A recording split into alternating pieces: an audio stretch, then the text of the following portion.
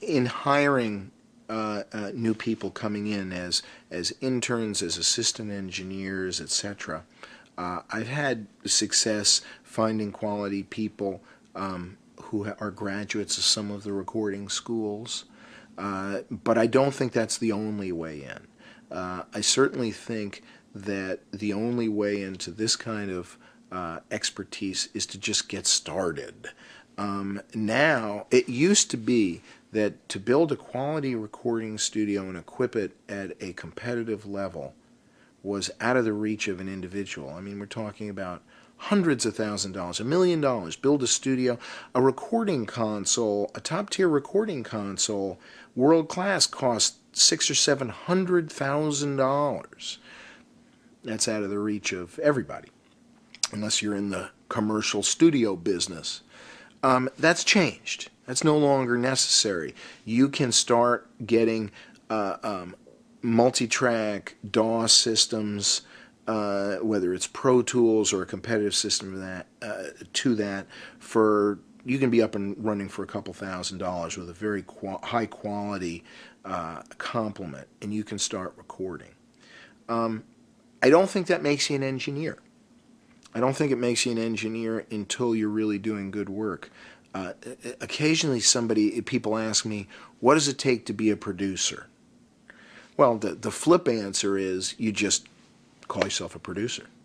You know, if you think you're a producer, I guess you're a producer. How many ways are there to produce a record or a webcast or a DVD, or as many ways as there are producers? Everybody approaches it different. The combination of creative people in every project is different.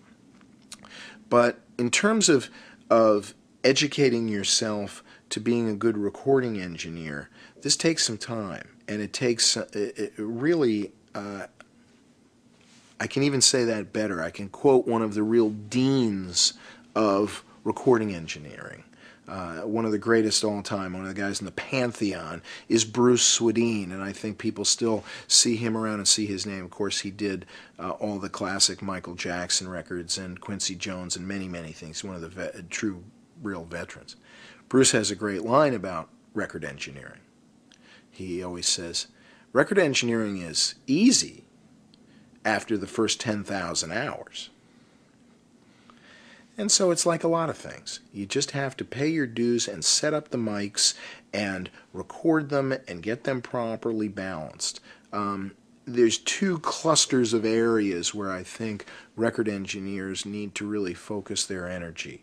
One is out in the studio, putting up different mics, placing them and moving them, getting out of your chair, walking into the studio, making changes, making adjustments, doing it properly, doing it under the radar of the artist, but improving the sound you're recording by making the adjustments every hour. And the second thing that is really the critical piece is learning to balance. And learning to balance means you have to sit at the desk, whether you're doing it at your DAW workstation with a mouse. Not my favorite way to balance. I still think having moving faders is helpful. But that could be my old school experience speaking. And learning to balance. You have to sit there and take 24 tracks, take 40 tracks, take 60 tracks, and balance them into a musically satisfying blend. This is easy to describe and not as easy to do. There are a tremendous amount of C+ to B recordings out there. It's pretty easy to get a B. You got to be pretty tone deaf to fall below B today. But it's just as hard.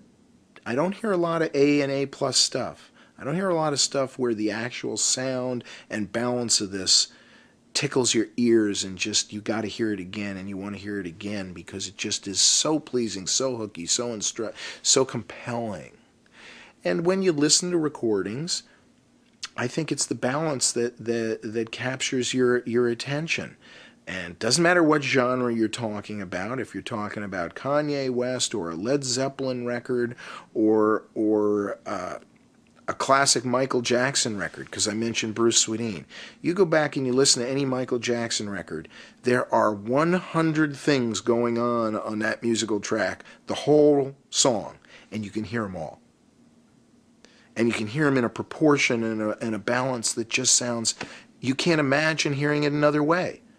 You listen to that and go, boy, I really don't think I could imagine the snare drum being louder, or that little percussion thing. I don't need it louder, but it's there. I got it all. It's all helping me.